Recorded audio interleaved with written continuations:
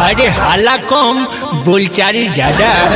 शांत हो जाइए, शांत हो जाइए, शांत हो जाइए। अरे आगे वाला ताकिए, पीछे वाला झांकिए और ऊपर नीचे वाला बंद रखिए। शांत हो जाइए, शांत हो जाइए, शांत हो जाइए। हम आपको अगला और पछिला का मार्गदर्शन कराएंगे। शांत हो जाइए, शांत हो जाइए, शांत हो जाइए। अरे चेला 162 का पोल खोलो और बोलो।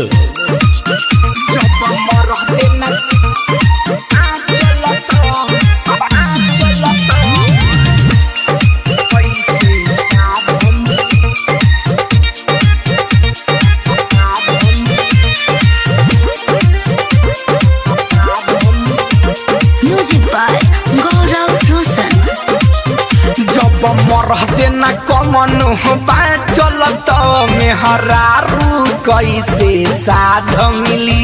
जब मरते न कमन चलत मेहरारू कैसे साध मिली।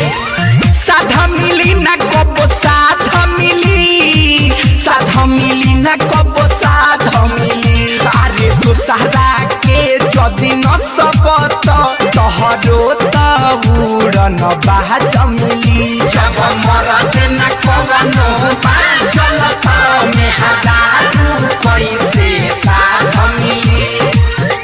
अरे तो कहावत कोनो झूठ बा, जस करनी तस फल पाता, आ नरक जाए में काहे दुखाता।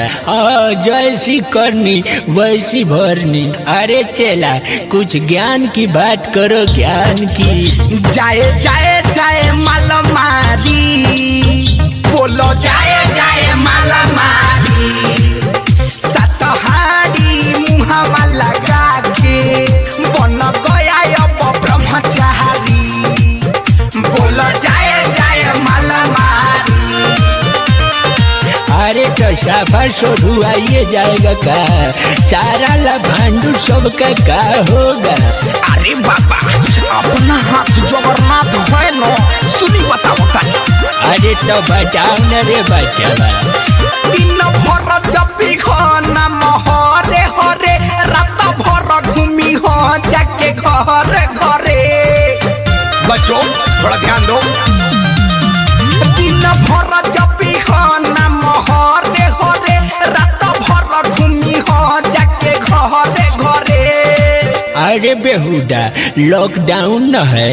ए बाबा टाउन में न लॉकडाउन है, यहाँ तो पाहुन है। दोसरा के होई बर्बादी तो तोहरा कैसे आबाद मिली। जब मरद न कवनो